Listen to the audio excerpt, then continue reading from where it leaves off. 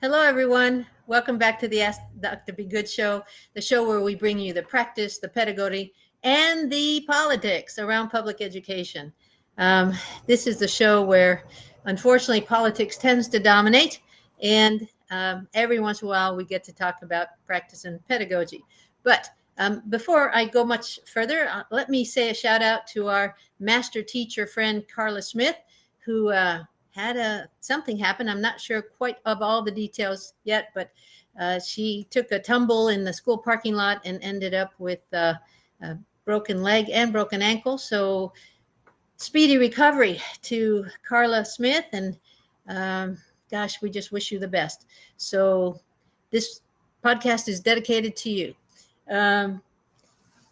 So one of the things that came in hot this week, and it's sort of unusual to see something like this, are the statistics and numbers and data around when kids are most likely to be kidnapped. And gosh, as soon as I saw this, matter of fact, the producer sent this to me as I was reading it, because I'd gotten saying, hey, this is hot off the press. Like, yes, I know, because this is really valid information. So parents are warned child kidnappings most likely attempted during these distinct times of day. So this is from Fox News, published today. And with school back in session, experts are warning parents to educate their child about personal safety, especially while they're traveling to and from school. That's when attempted abductions of children are most likely to happen by a non-relative or stranger, according to the National Center for Missing and Exploited Children. The center says on its website that school-age children are at the greatest risk of an attempted abduction on school days compared to weekends.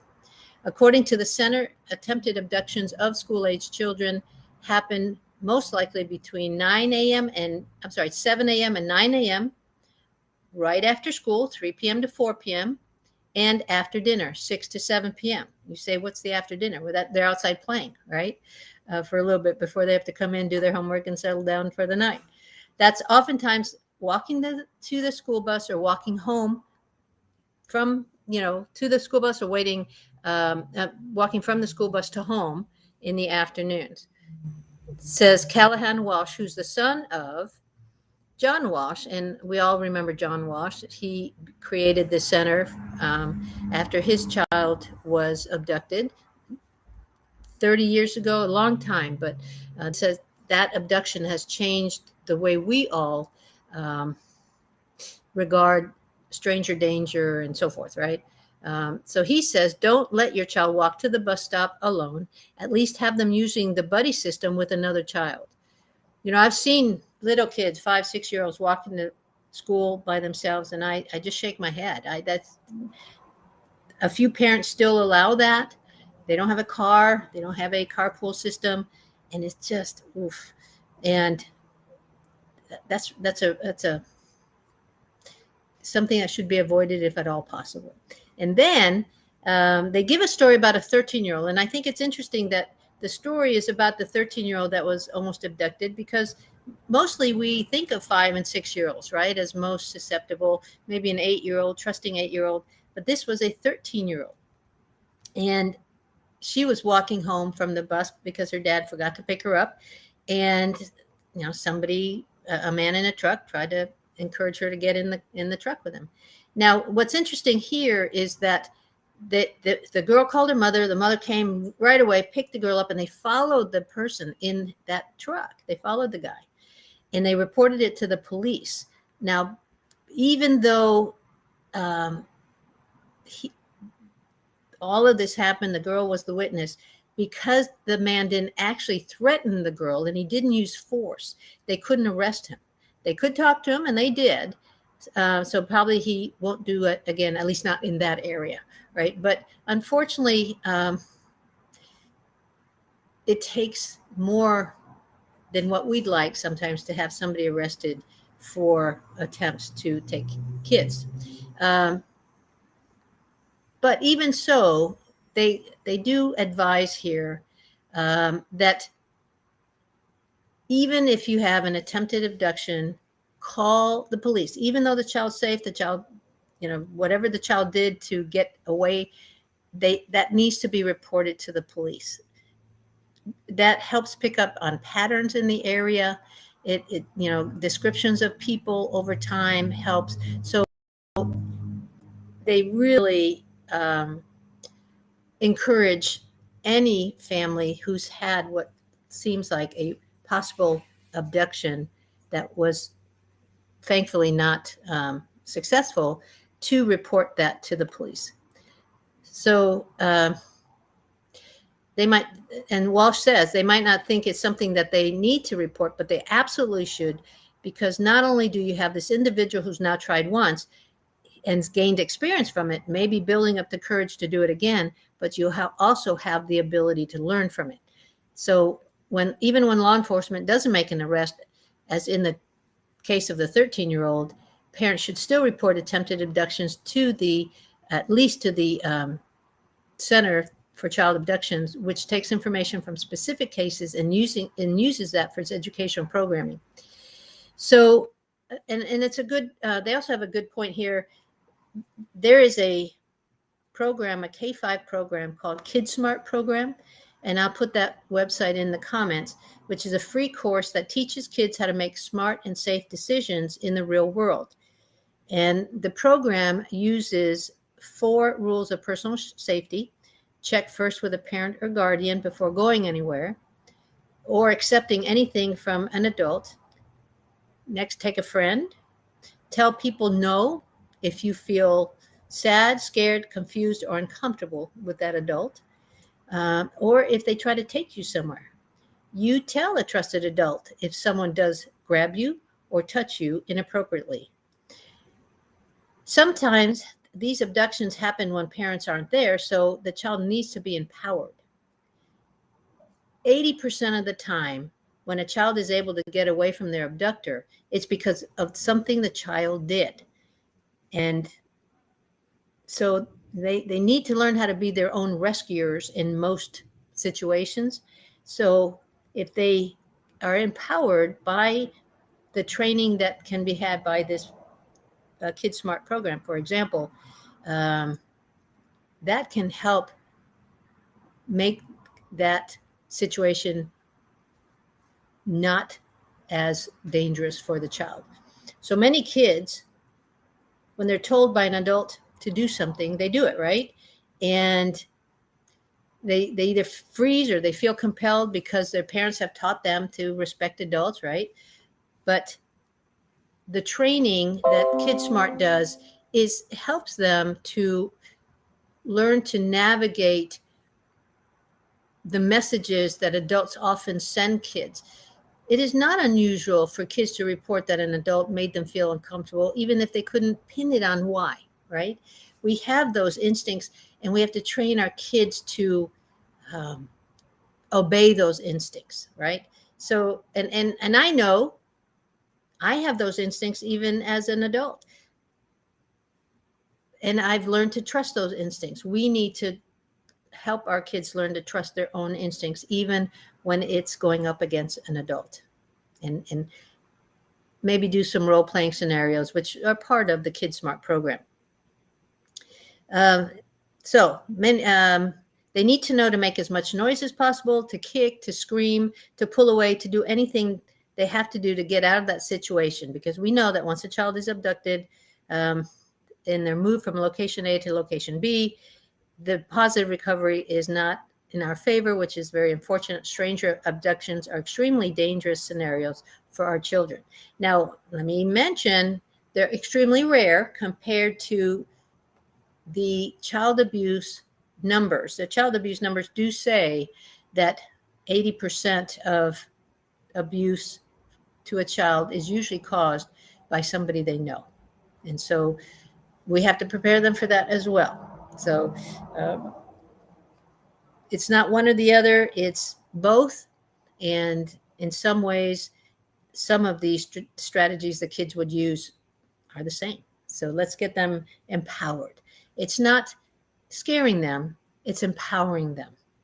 And I think it's very good to train kids to listen to their instincts, right? And then to be able to talk to their parents about those instincts and what drove them to do what they did. It's very good reflection between the kids and the parents. So another safety issue, by the way, and some of you say, I've heard this for years. Some of you go, oh, I forgot about that, because maybe we haven't reminded you, but don't put their names on their backpacks and on their lunch boxes.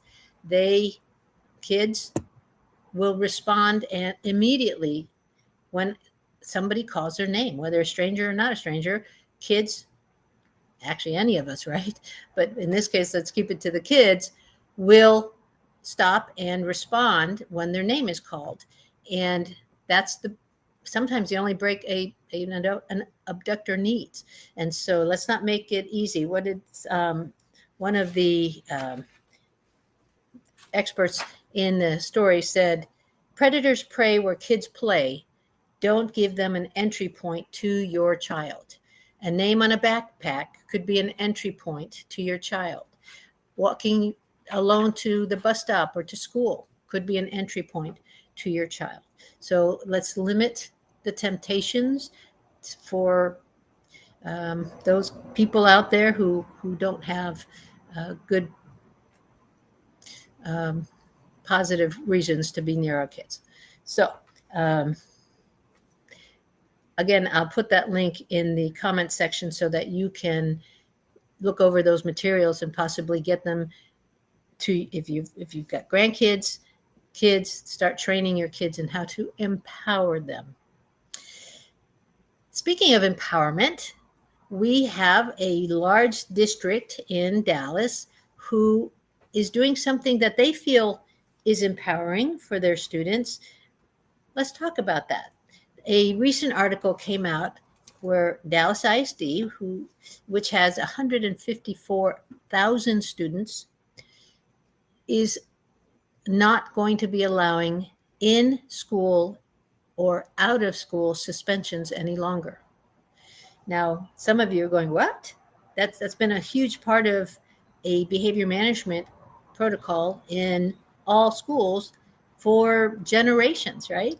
But unfortunately, research has shown that suspending kids, especially at home, usually leads to the child sleeping late and being on their device because nobody's home. Parents, even if parents are home working, they're working from home. And so the child has nothing else to do. And so it's really a vacation for the child, and it's a little bit of a rest for the teacher from that behavior, but it doesn't change the behavior. It doesn't send a message of how to not do that behavior anymore oftentimes.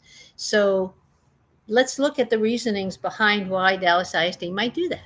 First of all, Dallas ISD said that suspensions at school, usually especially the out of school suspensions, was impacting 52% of African American kids, 44% of Hispanic kids, and only 2.4% of white kids.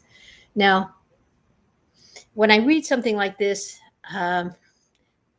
what I always have to try to remind people is that a district like Dallas is predominantly minority. And so, matter of fact, in their last report card, that's a report card is a state generated data report based on the data from the district. It's usually 1 year behind. It's now, because of COVID, 2 years behind. So this is 2019 data.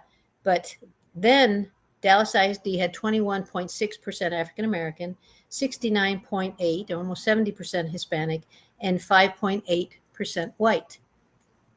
So in a district that's predominantly Hispanic and African American, you're going to get suspension numbers that are predominantly one or the other. Now, here, the important thing to notice here is that even though they only had 21.6% African American, it was 52% African American kids that made up the bulk of the suspensions. So there's still a message there to the district to say, whatever we're doing to try to better handle our kids is not working for our African American kids predominantly, and of course Hispanic as well. So what they've decided to do is have something called a reset center, RESET, reset. And it takes the place of an in-house suspension room, which is the brainchild of a intervention coach last spring in Stockard Middle School. And what he had noticed was that it was primarily African American kids who were being sent to the in-house suspension. So he and the assistant principal came up with the idea of doing this reset center where they invite, well, the kids are sent there. I can't say they're invited there, but they're sent there, but they're met with support and love and listening. Because if you're a believer in restorative practice, and you know I am, we've done restorative practice for 7 years at the district I recently retired from. And if you do it right, if your adults believe in it and implement it correctly, restorative practice helps kids adjust themselves, come to terms with the trauma that they may have done to themselves and to their community, and over time learn how to become more reflective and be able to self-de-escalate instead of escalating situations. Now that takes time. I'll give you a great example. One of the schools where I was superintendent, after we put in restorative practice, now it took 3 or 4 years, it went from predominantly Hispanic school to predominantly African American school. Now, I don't know of any school that has that kind of turnover from one minority to another. And what we can say about that is, because we put in restorative practice, because we trained our teachers every year in it, and because we tried to be as faithful to its implementation as we could, we then had African American students and their families who felt comfortable there, and so comfortable that they brought over friends and family to join them. And that's a huge compliment. And it's the power of restorative practice. And so in a sense, that's what is going on here. We have a restorative practice type of environment that is being created in middle school and high schools. The district has pretty much said, you know what, the elementary kids, some schools will probably put in a mini reset center, but they're able to de-escalate those kids in a lot easier ways and faster ways than the middle school and high school. In 52 middle school and high schools in Dallas ISD, they have put in reset centers so that kids can, when they arrive, cool off, use mindfulness tools that are available to them. When they're ready, they reflect with a reset center coordinator. And again, over time, they learn how to readjust themselves. Now, are they having a little bit of issues in the implementation of the reset centers in Dallas? They are. I talked to teachers there that are friends of mine, and the implementation is not going as quickly or as easily as they would like. And, some of it has to do with the fact that you have adults in those buildings, and adults who have to be trained multiple times to understand that you must get over being the type that wants to punish kids. Restorative practice, the reset center, they all need adults who are trained to understand that most kids that are from low socioeconomic backgrounds, from single parent homes, from tough divorce homes, they come to school with a void. I've done podcasts on this. I've had Byron Ricks, an expert on this. He wrote a book on the void. And what our adults need to do is to be trained in understanding that you can't punish the void out of a child. You can't punish the trauma out of a child. What you can do is recognize that their behavior is tied possibly to the trauma, and then handle it that way. Now, is this going to be an easy transition? It might have been a lot easier before COVID, but I'll give you some instances. I know for a fact that it is very, very difficult to find enough counselors right now.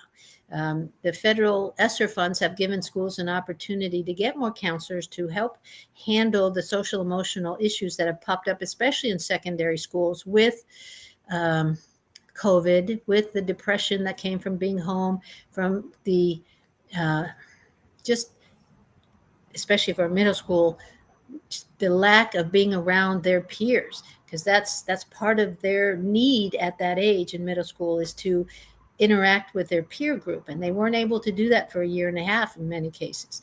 And so they have counseling shortages in many of these schools that are supposed to help with the reset center reflection. And so you have teachers who are getting burned out earlier in the year. You have teachers who might not believe right now that this reset center protocol can work. And so, and then you have also, by the way, I forgot to mention, when the kids found out in high school and middle school that there was no more in-house or out-of-school suspension, it empowered those kids who like to act up. And so there are more cases now of kids who are feeling safe, being able to maybe speak poorly to the teacher, to get up and walk around, to not only get up and walk around, I hear in the classrooms, but even the whole school. So you have teachers who are talking about quitting because they don't feel that they're being supported. There's all of that amidst all the COVID third year issues that is our world right now in public ed. And so that's the danger here, is that having done that this year, when we have already teachers on edge, which leads me to my third article that I picked up on because they're so entwined, and that is the teacher retention and recruitment issue. Fort Worth ISD, for example, started the year with 4 times fewer, or I should say 4 times as many vacancies as they've had in previous years, 4 times. Houston ISD started with 300 vacancies. And so and this is a perfect storm when it comes to teacher retention and recruitment, because, and I've done podcasts on this as well, even pre-COVID, I was doing podcasts on the upcoming teacher recruitment storm that was coming. We already knew we were going to have trouble before COVID because we have less people going into the alternative programs. We have less people going into the teaching colleges, and we have more parents encouraging their kids not to become teachers because of the low pay, because of the environment, because of the status. And so now, because of COVID, because we have teachers who don't want to get vaccinated, or because they want to wear masks and the school is not enforcing masks, now we have reset centers where the teachers often feel like the kids aren't being punished enough. And so now you have more teachers wanting to quit. So where's it all going to end? This is an ongoing story. And as parents, we should be worried. As educators, of course, we're already worried, but as parents and grandparents, we should be worried. The education that our kids are getting could possibly be being done by a long-term sub right now. So here's what I would say to you, your checklist that I probably need to put in the comments as well. I'll do that. Number one, check with your kids to see how many of their teachers, especially in secondary, because they tend to have 6 or 7 teachers, are long-term subs. Make a note of that. Make a note of how many of your kids and which content areas your kids have subs in. If it's math or ELA or science, that's antenna alert, because you need to be doing a couple of different things, parents, grandparents, alert the parents. And that is, we need to be looking at work. What kind of work is coming out of those long-term subclasses? Grades. Are they putting grades in? Are kids getting a 70 when they normally get 80s or 90s because at least it's passing? In the school's eyes, hey, the kid's passing. No, not acceptable. Not for my child. My child's a B or A student. Giving my child a 70 just to pass because you have a long-term sub in there is not acceptable. You also need to be looking at and hearing, chatting with your child. What is your child saying about what's going on in the long-term subclasses? Is he saying that the sub has control of the class? Is the class out of control? All of those things should warrant you being concerned and maybe vocal with the principal about it. And I know, folks, because long-time educator here, the principal is probably in the toughest spot he or she's ever been in since schools opened up. And that is trying to manage teacher burnout, now kid behavior if you're in Dallas, and then angry parents over vaccines mandates, and now long-term subs. But somehow that director, that principal, needs to be able to reassure you that there's learning going on, and if not, taking advantage of interventions, tutorings. So you might say, wait a minute, my child shouldn't have to go to tutoring. Folks, let me remind you, this is about what's good for your child, right? And so if your child is in a class like math and they have a long-term sub that doesn't seem to be very good at math, make sure your child is going to tutoring with a math teacher, a math tutor. Okay? The my child shouldn't thing? No. Please don't do that. If not this, then what? Right? So get your child empowered by saying, sweetie, I can't help you with math, or I can help you. If you can help, fantastic. Most parents are going to say, I can't do 8th grade math. I can't do 9th grade math. So get the child. You may even have to go outside. You may have to go to Sylvan Learning Center or someplace. And no, I'm not paid by Sylvan Learning Center, but you may have to find an outside tutor and pay them, because your child's education is worth the extra effort during this crazy time. Please don't blame the schools.